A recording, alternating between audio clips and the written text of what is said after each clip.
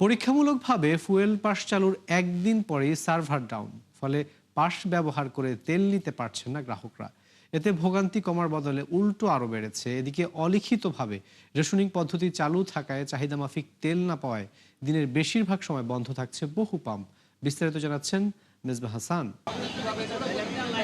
এক মাসেরও বেশি সময় ধরে চরম ভোগান্তিতে জ্বালানি তেলের গ্রাহকরা, যা নিরসনে পরীক্ষামূলক ফুয়েল পাস চালু করে সরকার। কিন্তু 24 ঘন্টা না পেরোতেই সার্ভার ডাউন হয়, বেড়েছে দুর্ভোগ।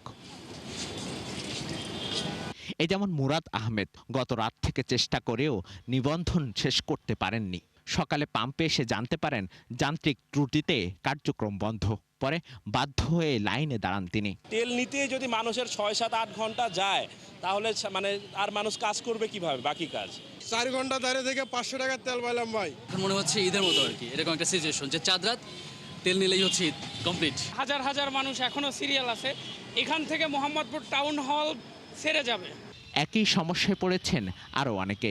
প্রাথমিকভাবে রাজধানীর 7টি পাম্পে ফুয়েল পাসের আওতায় আনার কথা থাকলেও সার্ভার জটিলতায় তার হয়ে ওঠেনি। ফুয়েল পাসে ভাই আন্ডার মেইনটেনেন্স, কোনো কাজই দিচ্ছে না ফুয়েল পাস। আমরা সকাল থেকে খুবই চেষ্টা করছি, কিন্তু আমরা ফুয়েল পাস অ্যাপসে ঢুকতে পারছি না, সার্ভার খুবই ডাউন।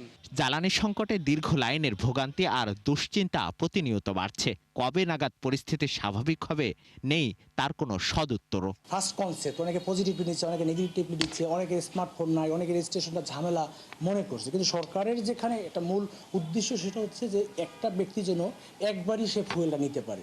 সবাই এক গাড়ি করেই মাল পাচ্ছে, ওনারা কিভাবে চালাচ্ছে জানি না।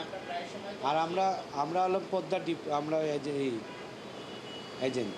এদিকে অলিখিতভাবে রেশনিং কার্যক্রম চালু থাকায় বিপাকে পাম্প মালিকরাও। চাহিদা মাফিক তেল না পাওয়ায় দিনের বেশিরভাগ সময় পাম্প বন্ধ রাখতে বাধ্য হচ্ছেন অনেকেই। মিসবাহ হাসান, ৭১, ঢাকা।